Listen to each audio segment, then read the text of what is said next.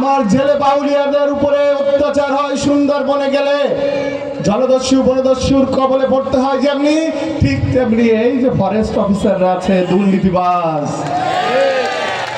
12 তারিখে যদি নির্বাচিত হই আপনাদেরকে আমি ওয়াদা করে যাচ্ছি, 2004 সালে দেশনেত্রী বেগম খালেদা জিয়া সন্ত্রাস দমনের জন্য অপারেশন ক্লিন হার্ট করেছিলেন, মনে আছে? সুন্দরবনকে দস্যুমুক্ত করার জন্য তেমন ধরনের কঠিন পদক্ষেপ যদি আমাদের নিতে হয় আমরা নেব, কিন্তু সুন্দরবন নদী এবং বঙ্গোপসাগরকে দস্যুমুক্ত করবো ইনশাআল্লাহ। সাথে সাথে এই যে ফরেস্ট অফিসার দুর্নীতিবাজ পকেটের মধ্যে হাত চালাই দেয়, আবার মনে করেন টাকা দিয়ে যখন যাওয়ার নিষেধ আছে, টাকা দিলে পরে যাইতে দেয়, ওদেরকে আবার ফোন করে বলে দেয় যাচ্ছে ধরো।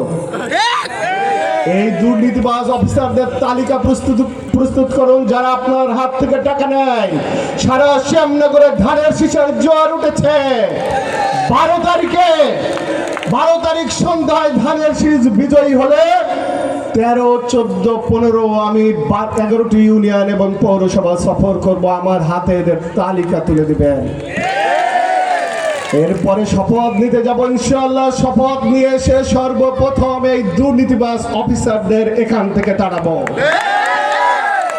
প্রিয় বুড়িগোয়ালিবাসী, যে পরিকল্পনার কথাগুলো বললাম এগুলোর বাস্তবায়ন কি আপনারা চান?